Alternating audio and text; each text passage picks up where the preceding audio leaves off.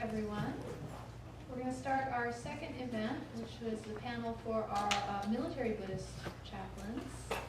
So we have with us not just two as advertised, but actually three of the currently actively serving Buddhist chaplains in the military. And I'm going to introduce them by their rank, because first of all, I have to correct one thing. I got one of them wrong on the poster. So this is First Lieutenant Chaplain Kwon. We have Captain Chaplain Christopher Moore, and also Captain Tommy Nguyen, whose rank I got wrong because I did not know he had been promoted, so congratulations. So I'm just going to start with some basic questions for them, and then we'll open it up for you in the audience, and feel free to ask whatever questions you have, and we'll just kind of make this a little bit of a dialogue. So, can you turn that on? Is that on? Nope. No, it's the top button. Maybe a little fingernails. Good. All right. So I just to start off with, I'd like to go down the line and just please kind of contextualize yourself. Tell us a little bit about what lineage or tradition you practice in, where you were trained, how long you've been a chaplain in the military, so on and so forth. Thank you. Thank you. I would like to share with you my life today. Actually, when I put on this uniform, I carried a really big notebook in front of me. Right here you see my last name. Here you see my U.S. Army. Here you see the symbol of what I believe and my religion. And here's the rank. So I carry my whole life in front of me and proudly wear them. I'll talk a little bit about my family background and where I come from and where I study and practicing Buddhism, and how I end up to be a U.S. Army chaplain. And then we're gonna have a couple question and answer after that. I came from Vietnam with the Buddhist tradition from my mom and my dad side. They are Buddhist. So after the year 1975, the Vietnam War, the Vietnamese communists took the whole Vietnam, and my dad was army officer in the South Vietnam. So they put him in jail, and then I got my two uncles were killed by communists, and like they took everything valuable from my family, and then they put my dad in jail. So at that time I was a little boy in the family, and my grandma was afraid that they're gonna kill me because I was a boy in the family. So they're gonna kill me. That way my grandma was afraid. That's why they, my family, my grandma, my mom put me in a temple. And when I was a little boy, because my auntie, my mom's sister, she's the nun, Buddhist nun, and I came to the temple, stay with my aunt, Buddhist nun, and then I became a Buddhist novice, a little monk, learning and practicing Mahayana Buddhism at a very young age, and then my dad was in they call re-education camp for almost 10 years.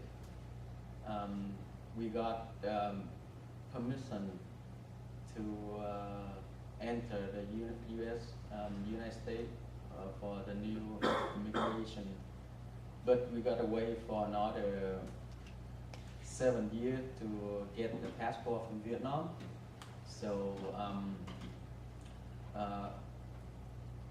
my family and I came to the U.S. In 1994, 20 years from now. 20 years, yeah, 1994, yeah. We came here 20 years. I came here still a Buddhist monk, young, and I didn't know English. I knew only 3 words to communicate, and I told myself I got to learn this language, and to share what I learned, what I practice about my religion, and then that's where I come from, Vietnam. I'm Vietnamese, learning Mahayana Buddhism and practicing Zen. My Zen master is the Zen master Thich Thanh Từ. He's still in Vietnam, and that where we learn from the Vietnamese Zen and Buddhist culture. And that's my right name tag. That's a you see my last name Nguyen. That's very common last name in Vietnamese. And here's the symbol of Buddhist chaplain in the military. I'm gonna tell you how I ended up to military and be a Buddhist chaplain. The difference from a soldier or officer to the chaplain, and the chaplain has the symbol up here instead of the rank, and we have the symbol. I was after the incident, September 11. I have temple in San Diego, and at that time I had many soldiers who also got deployed. Buddhist soldier got deployed to Iraq, and they wrote me a letter after a couple of years later, after September 11, they wrote me a letter and say, "Thầy, that's mean as Master, we need you over here. We need a Buddhist chaplain over here. So why don't you go and become a Buddhist chaplain and come to teach us meditation?" And I told myself, how? I never heard about chaplain and Buddhist chaplain. What's this about? They say, that's too easy, sir. Just go to any recruiting station and talk to a recruiter, and they're gonna help you out, and you're gonna be a Buddhist chaplain. That's too easy. And then, yeah, that's too easy. You're right. And then I was kind of busy at a temple, and at that time I got invited to Oklahoma City to open another temple. So I went to open a temple, one temple in Oklahoma City. I still have that calling, from soldier, from Buddhist soldier who got deployed, overseas, and still, work for me. I said, I need to do something, for those soldiers and for other people, and I want to learn something different, because I couldn't imagine that a monk can become a soldier or a Buddhist chaplain. And then I had that question just in my head. And finally, I came to recruiting station, talked to a young recruiter. So he said, "Sir, that's too easy. Just sit down here, take a test, and when you pass the test, we're gonna make you a Buddhist chaplain." And I fully believed him. I sat down, I took the test with a decent score, and he told me, "Wow, with this score, you don't have to be a Buddhist chaplain. You can be a nurse, You can be a doctor in the military, in the army. They have many different occupation, many different work to do. So why Buddhist chaplain? I say, sir, I'm here because I want to be a Buddhist chaplain. Because I didn't have any knowledge about chaplaincy or Buddhist chaplain or whatever about related to military or chaplain. And then I told him, I'm here only reason because I have a couple of students overseas. They really want me to be there to talk with them about Buddhism. So I want to be a Buddhist chaplain. I thought very simple that when I say something and then they make me a Buddhist chaplain, I can go over there and talk to them. That's what I thought. And then I say, that's the only reason why I want to be here, to be a Buddhist chaplain, only reason. And then they say, okay, now we don't have Buddhist chaplain in the army, in the military. We don't. We have chaplain, but we don't have Buddhist chaplain. So when you go there, you're in the system and tell them that you want to be a Buddhist chaplain, they're gonna switch you, make you a Buddhist chaplain. Again, I listen to him and believe him. Then I say, so when I be there, if I couldn't do Buddhist or Buddhist chaplain, and then what else should I do? They say, can you do paperwork? I say, yeah, easy. And I sign up to be a personnel guy in the military. Hopefully, the next day they're gonna make me a Buddhist chaplain. And then I just, apply, sign a contract, and they're gonna ship me out for the training, the boot camp for 3 months, and then I got my first duty station in Germany. So wow, I just came to the U.S. from different countries with different culture shock, and now I have another life totally different from my life as a monk. To be a soldier, in the training, know how to touch weapon, to do all kind of that stuff. I'll tell you later. And then I was shipped to Germany.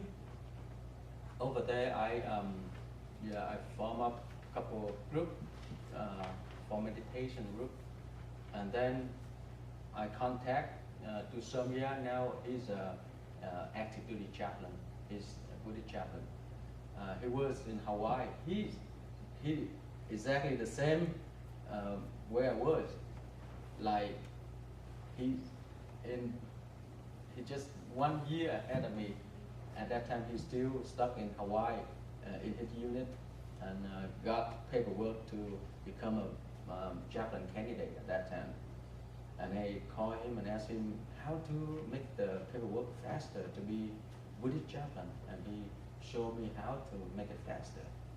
And finally, I got permission to go back to state and came here to join the first group of chaplaincy program and graduate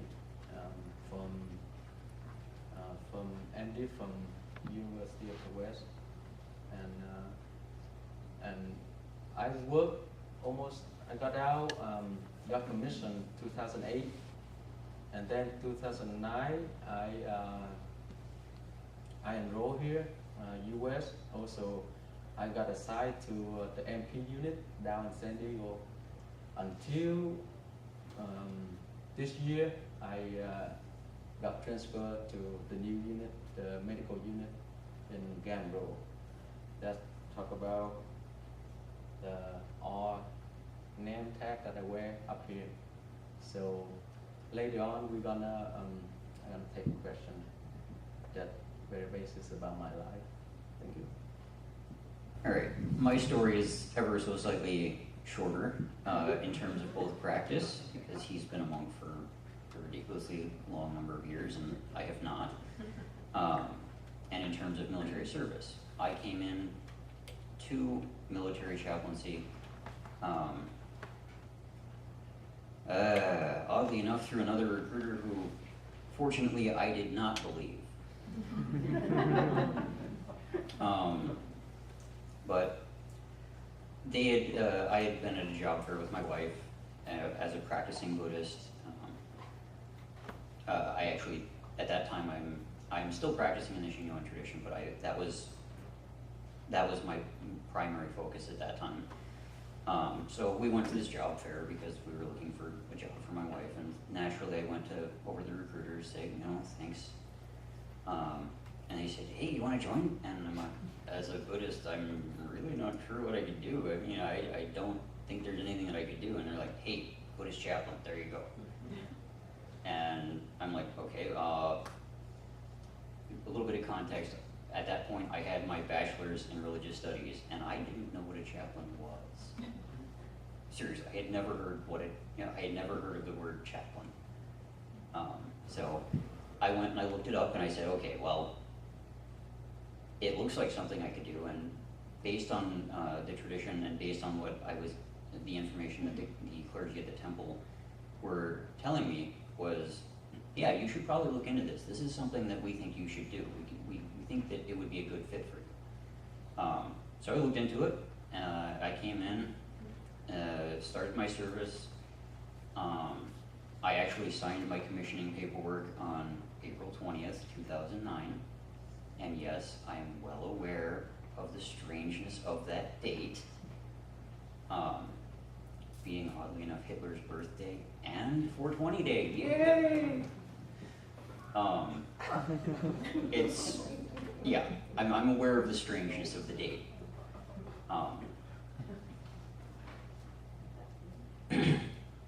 So I came in, and I came into the program here as well. I began the program here in January of 2009, and I commissioned in April of 2009. And then I went through the program with many of the individuals who are in the room right now. Now, as far as my religious background goes, the Shinyuan ordination takes, at the very least, 10 years. The military gives you 6 as a candidate, as a chaplain candidate. Obviously, that wasn't going to work out. So,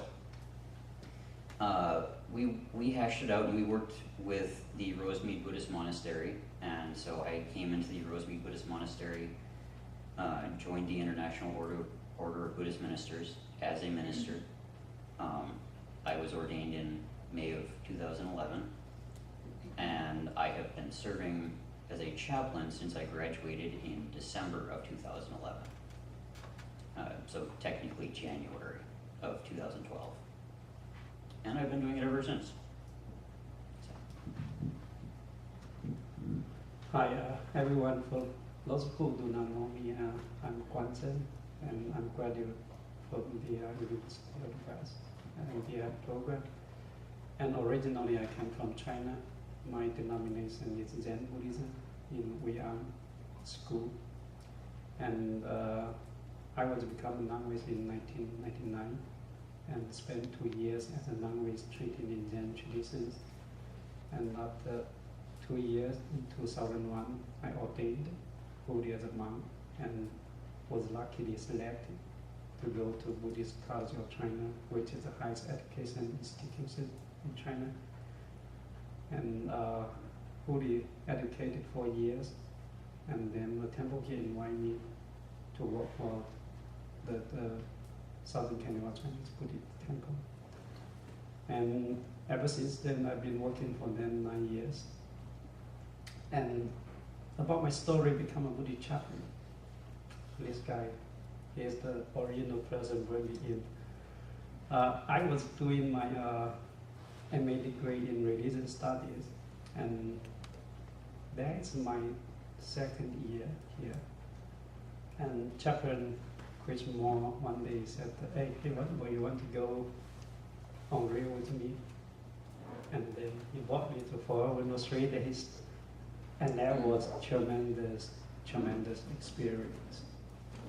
In that 3 days, soldiers will spend hours and hours training. Most of them did not get skill, and it was really hard. They will see the tanks for hours and hours, shooting targets. And at the time they can get time to sleep, they find wherever they can in the shadows and sleep. And I saw him probably can do something. And we will meditate in the shadows before the training phase. And Chris began to tell me, say, "Hey, from the party you can do something." Okay, I'm gonna think about it. When I come back here, I talk to Dr. Love. I say, "Dr. Love, probably I want to go to MDF program." I said, "Okay." Then that's the beginning. I started with MDF, and after that, I applied for Army chaplaincy. And for the recruiters, also Chaplain Chris Moore and Chaplain Tony, they introduced the recruiter to me, and my process getting fast. It only take me 2 months and 28 days to go through all the paperwork and get committed. And these guys, some of them take 1 year. So that's the beginning. I was committed in 2012, February, and since then I've been 2 years. And it has been a really good experience. That's all about me. This on. Here we go. Okay, so General Guanzin does actually have a uniform because we did not know he would be able to be here until the last minute. By the way, except for the union, I'm comfortable with my mom's role. So even they have family day and then official days, training days, I wear this uniform in, and it turns out they respect me a lot. That's wonderful.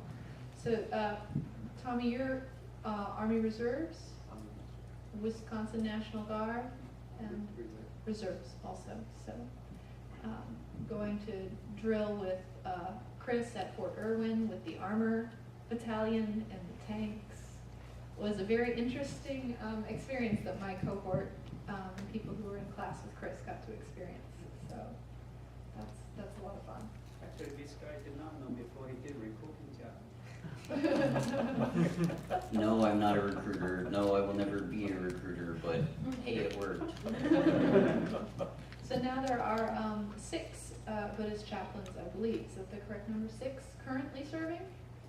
Full Buddhist chaplains? You probably know all of them. 4. 5. 5. Okay, so there are 5. And there are how many in the pipeline as chaplain candidates? I'm still chaplain candidate. Oh, you're technically still a candidate? Yeah. Okay, so we have 4 with Oh. like a handful. Okay. So, maybe in another years there'll be a whole dozen Buddhist chaplains in the United States military serving how many soldiers? Well, the numbers in the military are deceptively difficult. Are we talking hundreds of thousands or millions? It's about over 4,000. Over The last official DoD numbers were 5,000 and change. 5,000 Buddhists in the military. Yes. Buddhists in the military. Okay. But you serve all the soldiers, Right. regardless of Yeah. whether they're Buddhist. We are or- chaplains first and then Buddhists. So I've got a few basic questions, and you can decide who wants to answer these, and then we'll open it up for the rest of the group. So first of all, I'm wondering what your greatest challenge has been overall as a Buddhist chaplain serving in the United States military.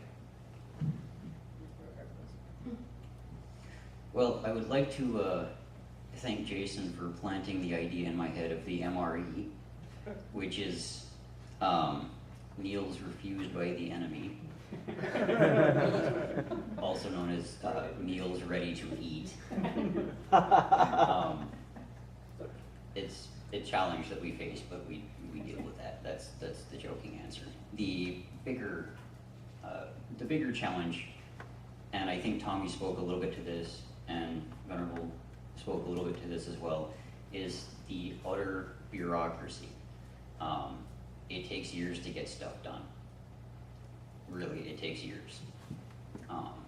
Like I graduated in 2011, and if everything had been done properly and the right people had signed off on the right documents at the right time, I would have been on active duty by then. I'm still not. So 2 years down the road, yeah, stuff takes a long time to get done. And it becomes very challenging sometimes to understand why things have to be so long and so particular.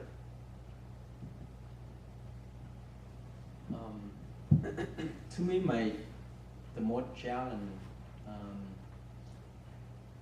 to be a Buddhist in military or Buddhist chaplain is it is very practical theologian experience for myself, and I believe for all Buddhist chaplain or Buddhists who serve in the military, about, because if we consider ourselves Buddhist, the first precept is no killing, right? And as a soldier, they holding weapon, and they are always ready to fight or to kill. So that's the more challenging concept still in my mind. When I talk to a Buddhist chaplain, and I think that's the more challenge for me.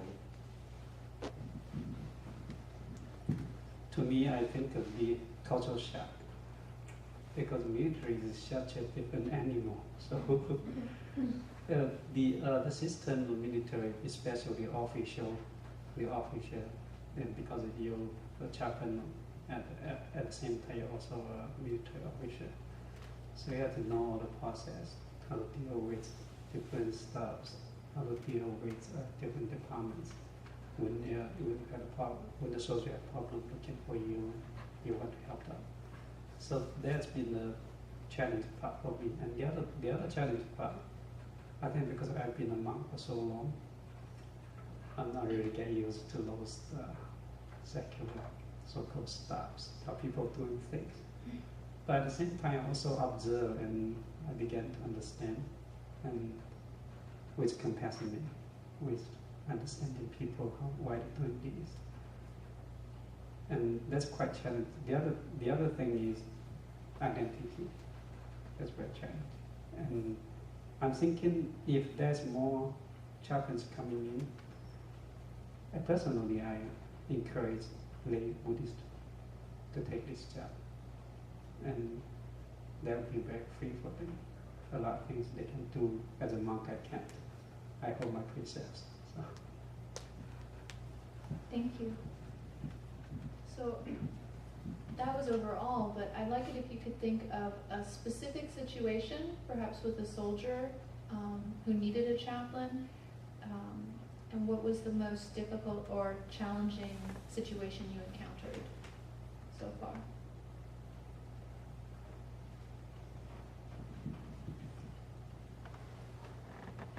Basically, all of the examples that I could provide revolve in some way around death. Either imminent death, grieving, or I guess I could go with the very, very real reality of suicide. And I have dealt with more death than I care to, and I will deal with more death than I care to, and that's not going to change. I'm not going to name any names because the soldier is actually reasonably local. But there was a soldier that I've been working with for some time now, and well, let's just say I managed to knock something off of my bucket list in in getting him the help that he needed, and that was driving like a bat out of hell down the freeway in LA. I'm not gonna say how fast I was going, but the soldier and one of his first line leaders, one of his non-commissioned officers, this is one of the enlisted people who knows enough about him to be able to say, hey, we need to get this guy some help, we need to get this done. Made contact with me, and then we made contact with the soldier. I was at work at the time, and as soon as I got off of work, and this was like 5 in the morning, some ridiculous hour, we met up actually on the freeway. We were both driving down the freeway at the same time and recognized each other, and we were both driving toward to go and help him. And when we got there, he actually had the gun to his head. Now, I didn't obviously touch the gun. The other, his NCO took the gun from him very calmly, very gently, while I was keeping him, I was keeping communication with him directed exactly at me. So, probably the hardest thing that you ever have to do is look into the eyes of another human being and say, yeah, it's actually worth it. You don't have to give up. You shouldn't give up. There's stuff that you need to live for. It's really tough to do that, especially when they are that close to saying, nope, it's not worth it. So that and other death-related issues are inevitably the greatest soldier challenges that we have to deal with, that I have to deal with. Maybe these guys have a different opinion. From my own experience, the last winter I went to St. Louis for the Norwood for my practicum, and I did two counseling. One is a soldier was on his space training, and his father died, and he got no way to communicate his family because during the training you're not allowed to make a phone call. So he kind of like depressing, and he came to see me, and there's a lot of tears, and basically I just listened in, and he made all kind of complaints, and in that way, honestly speaking, I sometimes feel hopeless because in that case, what you can do is to comfort him. You are not allowed to let him have a phone call or let him to get excused, go from the training base, go back home. That's impossible. It's illegal according to the military regulation. So I just spent hours there and feeling, oh gosh, this is really suffering. And that's one challenge, really challenging. And the other thing, the other counseling I did is a female soldier, and he got sexual assault from his supervisor. And in military, because the chain of command, also the time they put into investigation takes a really long time, and she kind of lost patience. And she came to talk to me, and I can feel all kinds of anxieties, all kinds of unfairness.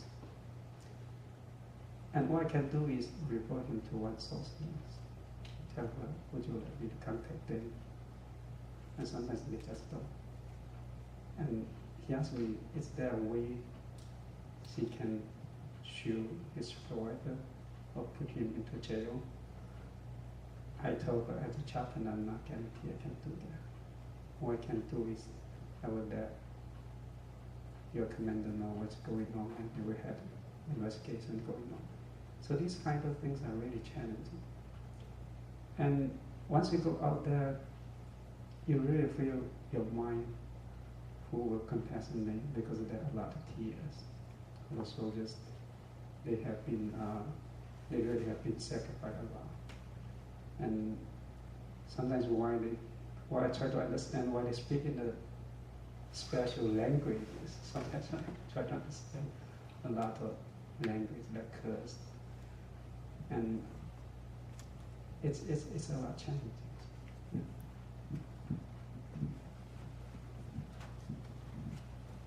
In the past 5 years as a religious leader in military in my unit. I used to be in the MP unit in San Diego, and then I just transferred to the medical unit. But when I did my practicum, there was many challenges I used to face. But now, you know, every day you're gonna learn something, and you have a good strategy, and then you don't see that challenge. But then you still feel different. You're gonna face different challenges in everyday life as a chaplain or Buddhist chaplain, and you need to practice. All chaplains need to practice their belief, and actually the most challenge, the other challenge that I faced when I was a acting chaplain for the regiment of 483 officer cadet to become officer in the Fort Lewis, 2010. When I got assigned to deliver the message to an officer that they call the death notification. That's the most challenge at that time that I think, because when you bring the bad news to soldier, say that your mom just passed away. Now they have that notification, officer gonna do that, but you got to go with a chaplain, got to go with that officer, and sometimes if the officer cannot handle that, and chaplain got to do the work. So I think that's a more challenge in U.S. Military or military chaplain. Thank you. We're just going to ask one more question, then I'm going to open it up to the audience. So, what is your greatest source of strength as a Buddhist chaplain serving in the military?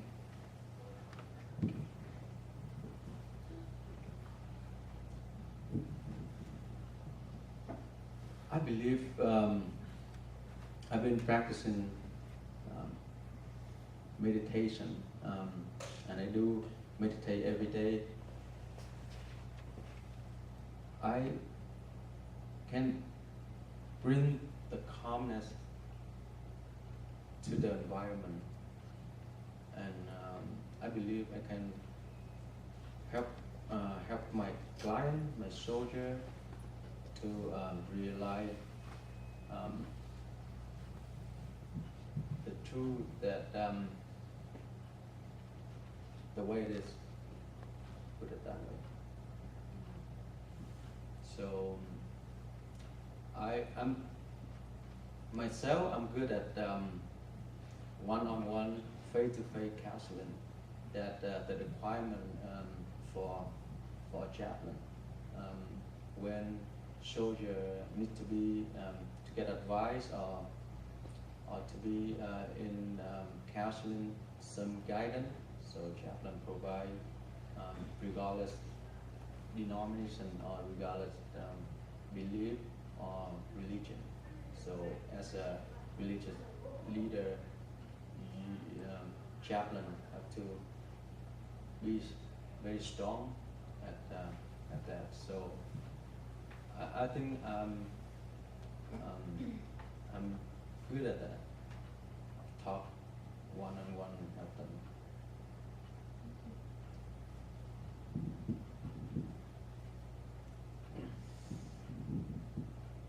If I had to talk about my own greatest strengths, or what gives me the greatest strength, I would have to say it is the dynamism of equanimity. Pure and simple, being able to say, okay, this soldier may be a dirtbag, but he's also a human being. And this soldier may be a great person, but they're also a human being. And having that sort of equanimity of, they are all human beings, and all of them will have their own issues and their own strengths, and I work with everybody. That would be quite possibly the best, the strongest part of Buddhism that I can offer within the military setting. I think for me, it's coming present and also be sincere with myself. I don't try to please anyone, and even whatever I do, I just everything's right. I will do whatever right. And sometimes they say, "Hey, Chaplain, it's usually you don't really get to it. There's no one to it." But the thing is, you have compassion to everyone, and people can feel that, and you really make a lot of friends. And even you sit in the ocean, they come to talk to you. So that's really wonderful. Thank you. Now's an opportunity for you to ask questions. Like last time, if you'd raise your hand, I'll bring the microphone around so we can all enjoy your questions and enjoy the answers from our chaplains.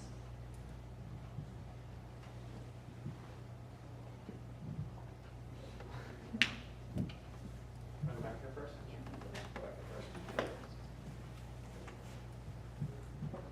Well, I guess my question is, it pertains to not just the Buddhist chaplains, but also like any minority group chaplains, since I'm also a chaplain candidate, as you know, with the Air Force. I guess what my question is similar to Monica's first question about the challenges. And in such a rich ecumenical, evangelical community within the military's chaplain corps, how do you, like, what are some of the stigmas that you face from, like, let's say, other chaplains? And how do you deal with them? How do you enlighten them? How do you educate them on your own perspective? Sorry. Thank you. That's my question. Well, first off, people who know me know that I'm ever so slightly stubborn, ever so slightly a curmudgeon. I don't let them get to me if I should face issues. By and large, within the chaplain corps, I mean, yeah, you have a couple, a handful here and there who will be like, "Oh, well, you're Buddhist, so we can't deal with you." But by and large, all of the chaplains that I've met, and maybe this is just a National Guard thing, maybe it's not, we work together really well. They are more than happy to work with me. Okay, sure, we're never going to agree on theology. It's just not going to happen. But we can find other ways of working together. And if I'm able to do anything with my fellow chaplains and within the chaplain corps itself, it is to find those ways of working with my fellow chaplains. So,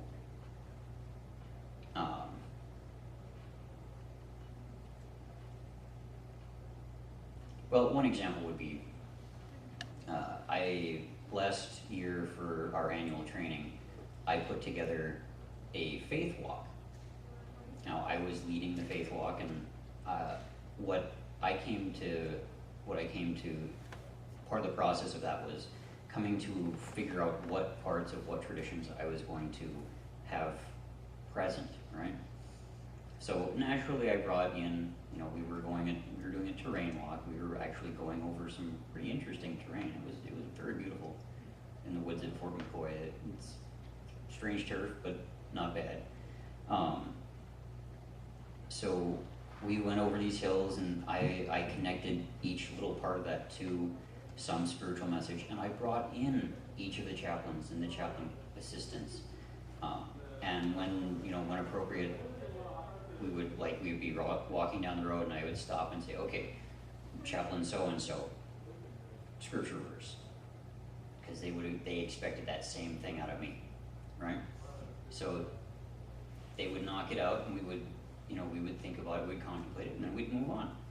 And by being able to bring them in, by being able to work with them, rather than say, "Oh, well, I'm off in my own little world," I was able to further develop our little bonding group as chaplains.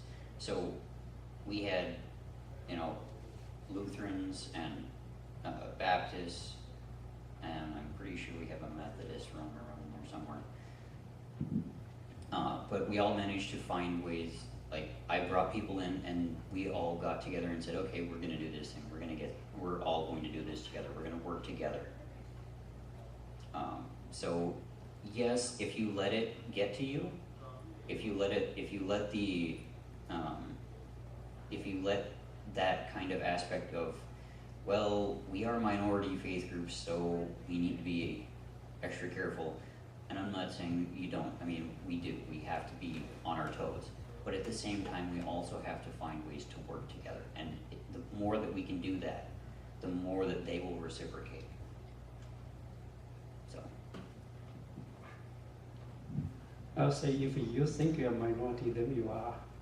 That's the way. But if you open yourself to the other chaplains, there are a lot of doors open. But of course, there are some chaplains, they might have a strong feeling of their own religions that have some rejection to the other traditions. That happens. But the thing is, you keep who you are, and don't think you're a minority, because in yourself you are the biggest one. So, but be open to. For example, I was in with that we had road marching, rock marching.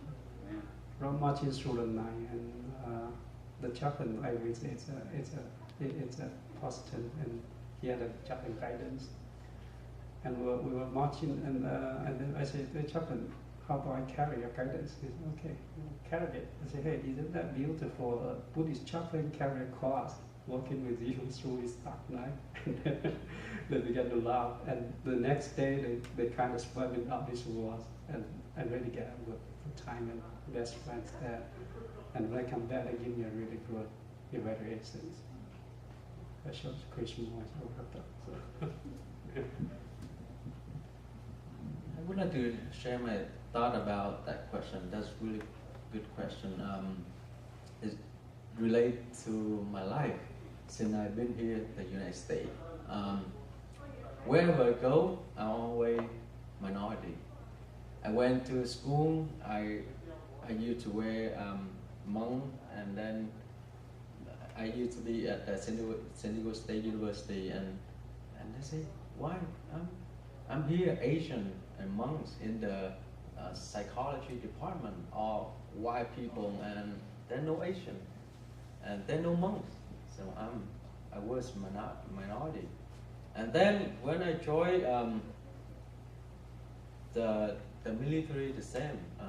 Everyone eating everything, but I was 100% vegetarian, and how I can, deal with that during the boot camp, and then everything is passed. But when I went to Japan school. Again, my religion as a Buddhist monk, it was only one Buddhist chaplain.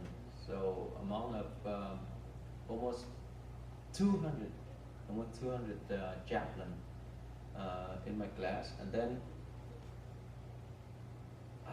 I felt minority, because whatever we did, we begin in eating or do something, start with the prayer and end in the prayer, amen. At first I didn't yield to the word amen at last, and later on I say amen, or in the name of Jesus, I pray in your name.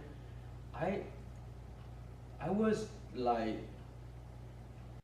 the bad feeling when I share something like that to Christian soldier, when I pray for them, or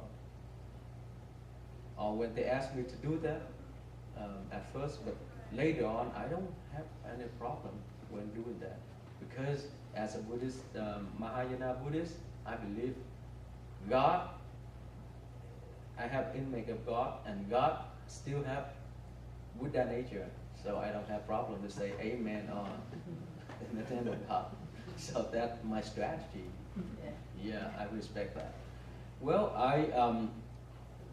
when I was at chaplain school and other chaplain across different denominations and asked me question, what do you know about God? Do you believe in God?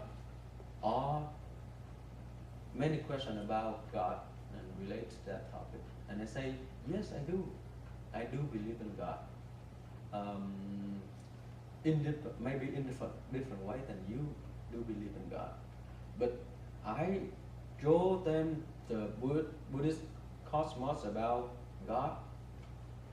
Not only one, but there's 33 different God who go over 33 different level of heaven.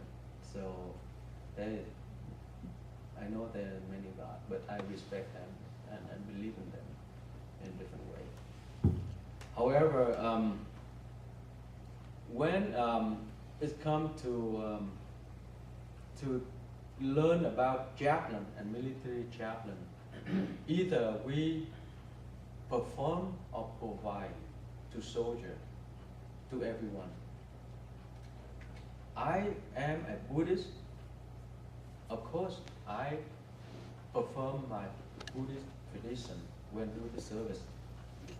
Because as a religious leader, you have to do all the ceremony service when they have opening ceremony or do whatever in the unit.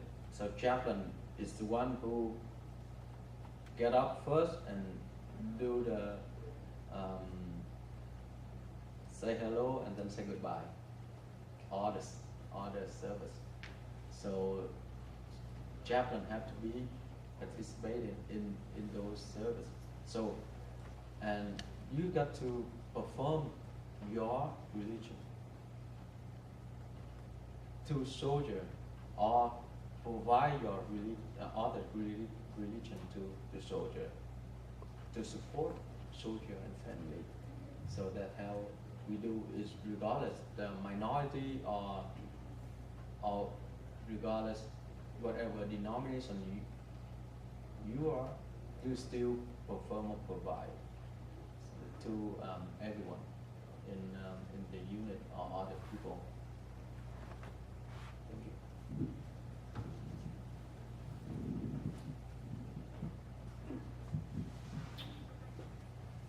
Chaplain Moore.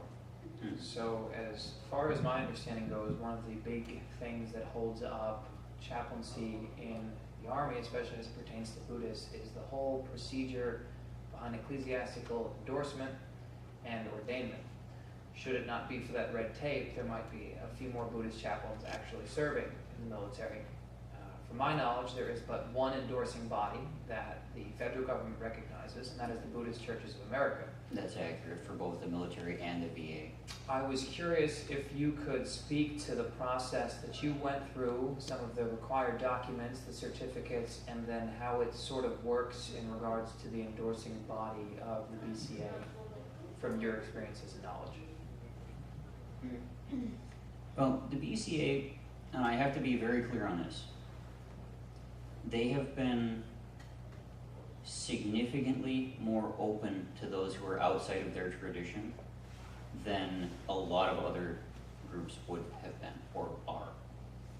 They have been very, very good about making sure that those who come from an established tradition, regardless of what that tradition is, have their full support. Now, what comes into play with a lot of Buddhist chaplain candidates is that there is, especially in American Buddhism, there is a long-standing tradition of individual practice. Those who practice on their own, not necessarily in a temple for whatever reason. There's no temple there, it's too far away, they just don't have a connection to that, or to whatever temple that they would be near. And as much as I think there could be some wiggle room on this one, the BCA has made it clear that established traditions are what they're going for. Those who they can go to this tradition and say, has this person been practicing for this length of time, and get an answer. that said, my process was, I began practicing within the Shingon tradition in 2003. When I came into the chaplain candidate program, when I was beginning to work on it in 2008, I had a very strong connection to my home temple, which was at that time the one in Chicago, which is where I'm practicing now, at my own significant expense. So I had that connection to an established tradition. They could go back to the reverends at my temple and say, is he practicing? And the answer was yes, and I got letters of recommendation from members or from clergy at the temple sent to the BCA so they could say, yeah, he's a legitimate Buddhist practitioner in our lineage, in our tradition.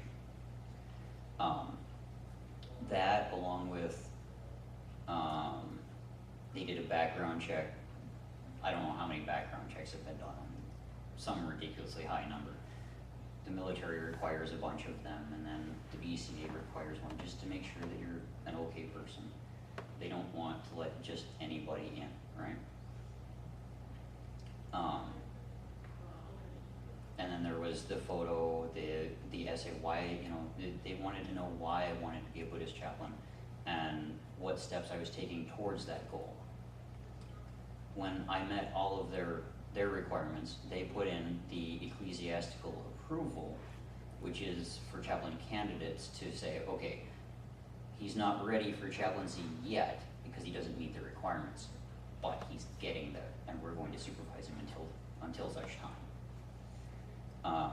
Then, as time went on, I got the MDiv, I got the ordination, I met all of their requirements, all of the DoD's requirements as well, and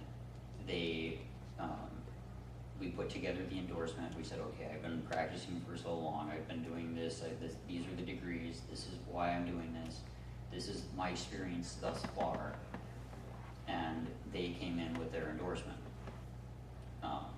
Because for them, it is a huge matter.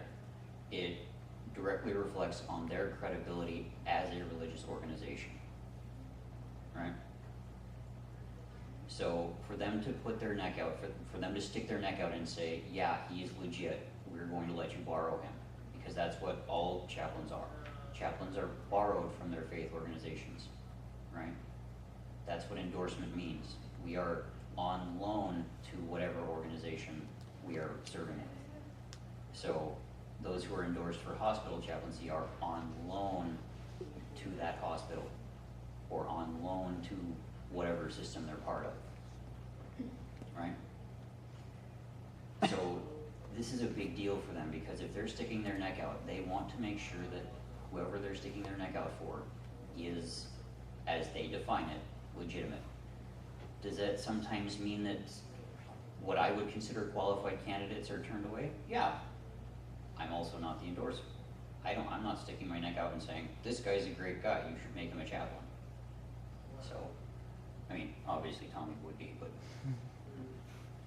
I don't make that call. The BCA does. And because they have to stick their neck out on it, because they have to uphold their reputation as a legitimate religious body, they sometimes have to make decisions which are, how to phrase this politely, less than pleasant for all involved.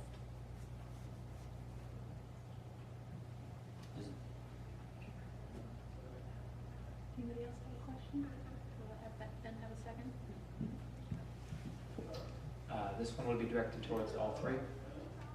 So within the program, they identify skills, techniques, abilities that we are told to bring forth when it comes to our ministry and chaplaincy work in general.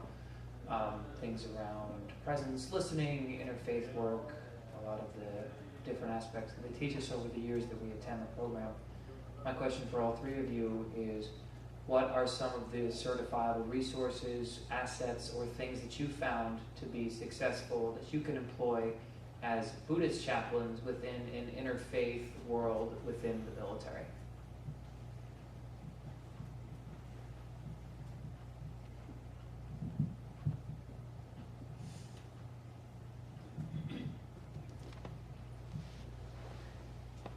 Well, to some degree, seeing as how, well, I'm going to use the example of the, not just the 32nd, but the Wisconsin Army National Guard.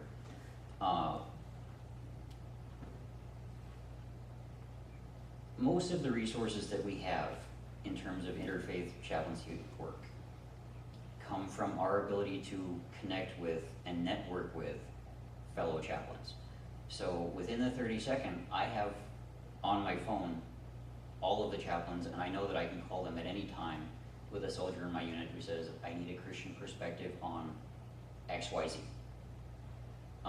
That's the biggest resource, the biggest kind of functional outlook that I have, is my connections to whatever faith group or to a chaplain of whatever faith group.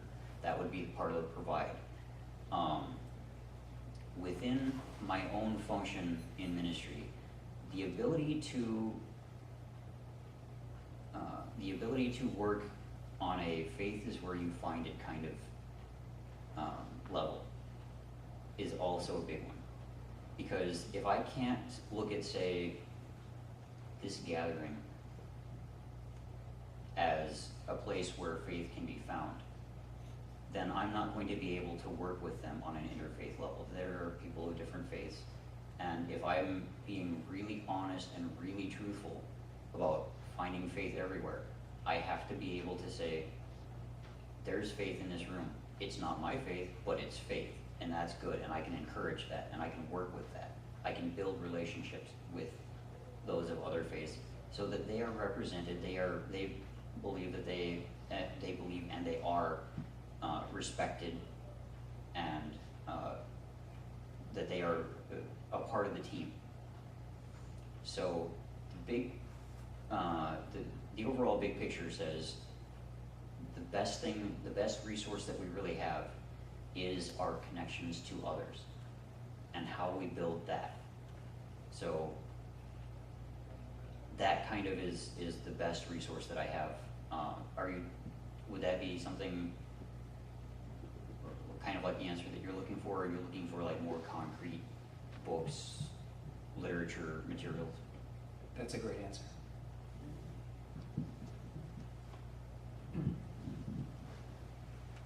I just mentioned earlier about chaplain in the military either perform or provide. So regardless denomination or chaplain have to do one way in the military. Like we've been trained to do, like we honor the dead, care for the wounded, and nurture the living. So we in the military go to like funeral service or memorial service. We're gonna do that way. Every chaplain gonna do it that way. But when you perform your tradition, you truly and faithfully do your tradition. And when you provide other denomination to soldier, like chaplain more just say, you have connection, our chaplain gonna come help you out to provide service to soldier.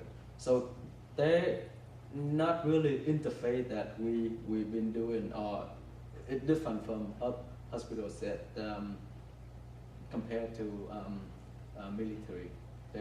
When you perform your religion, your service, you truly, faithfully do whatever you've been doing every day. We don't do, we call it interfaith. That's a little bit different. Maybe when, not in the service, but when we do like prayer first, or do something with like 99% or 100% Christian, you're gonna do that kind of service. That's different. But when on my Sunday service, mostly I do chanting or do the meditation, exactly what I've been doing every day.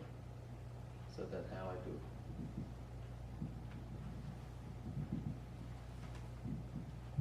think Chris, as I mentioned about, you had to keep a list of communication. That's really important. And the other thing is sometimes you cannot find people to take care of that. So just you got to connect, call your brigade chaplain. He might be able to help you out in a way. Yeah, that's what I want to add. Any questions?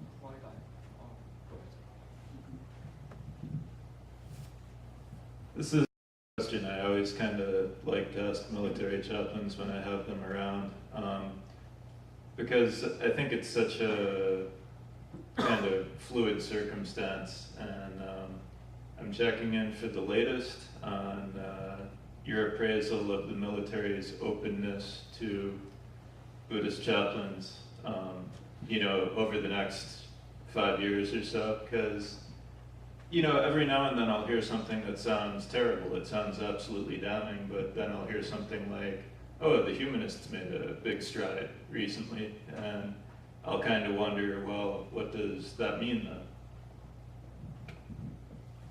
All right, before I go into my answer, I'm going to tell a little bit of a story.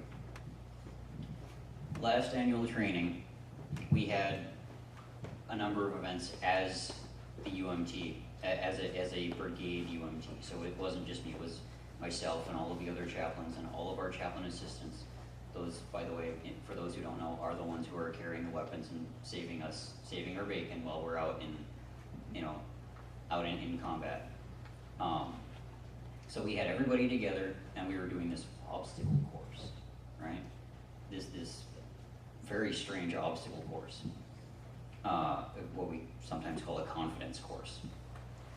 And one of the obstacles every single one of us, chaplain assistants, chaplains, all of us had to get across this sort of, there was water, and then there were these like ropes, and then there were boards. And we had to place the boards such that we did not fall in the water. Well, it got to be my turn, and I was on one of the boards, and I could not reach the next board because they had kept it too far away. And you can't go back, right? And the other people can't go back to help you get forward. So I'm sitting there like, okay, well, I'm gonna have to dunk at some point because I can't reach the board. I just can't, it's too far away. So I take it in stride and I'm like, okay, well, here I go. Dunk happens. As I get out, we all had a good laugh because what they ended up saying, and this was a total joke on their part, the state chaplain, Colonel Fleischfresser, Chaplain Flash, he was like, yeah, and while you were going down, every single one of us was baptizing in the name of Father and Son. Well, it's a pool of water. It's a pool of water. You have a soldier. Why not? So we can joke about that all, and there is, I mean, yeah, there is some anathema in some circles to the chaplaincy and to parts of the chaplaincy opening up to new groups. But by and large, we find ways to be very good with each other. In a kind of a Bill and Ted moment, we are excellent to each other, dudes. And it comes down to being able to earn that kind of trust, that kind of acceptance.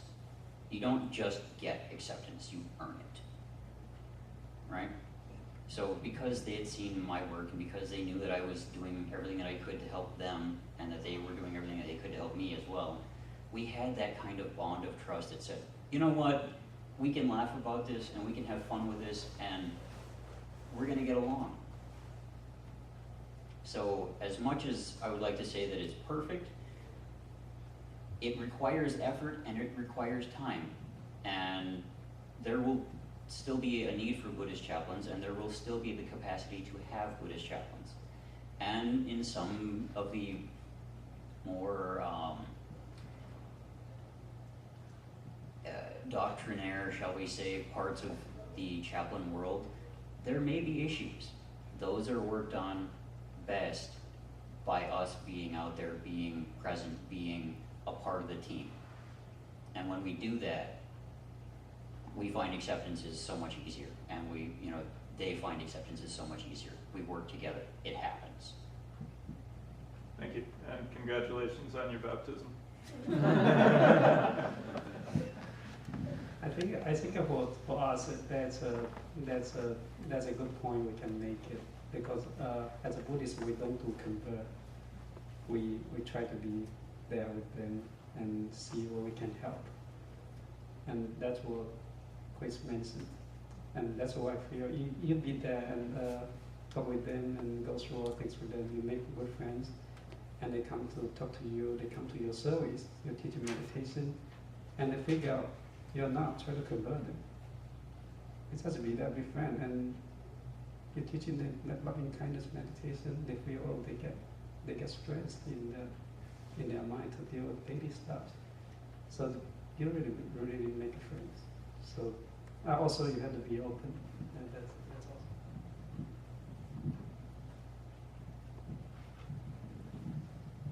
I think you cover everything.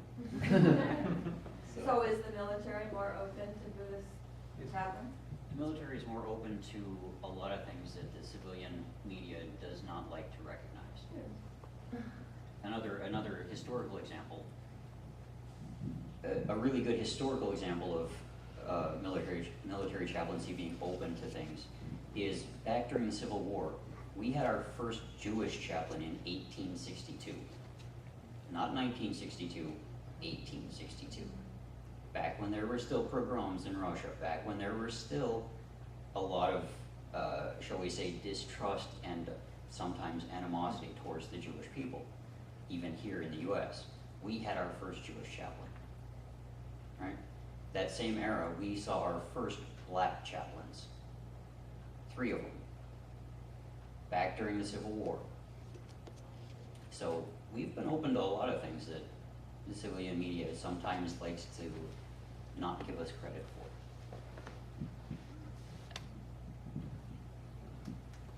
The other thing I want to add in is that once you make a friend, that's really friend and unforgettable. Every time you come in, when you shake their hands, you feel that real things and sincerity and respect. So I so far really enjoy doing that. So one last question, and then we'll take a break, and we'll have our final 2 presentations after that. My question is 2-part actually, but depends on what your answer is for the first part. Have either of you deployed as a chaplain? And if yes, did you feel out of place from your Buddhist tradition? We'll make this a quick answer. None of us have deployed as a Buddhist chaplain, right? Because as chaplain candidates, you do not deploy. You are a non-deployable asset. No, but currently you two are in the Guard and in the Reserve, right? Right, So and there are no mobilizations present in the Guard, and a long list of chaplains ahead of me. Oh, okay. So I'm signed up for one should one happen, but Thank you. So let's say thank you to our military chaplains.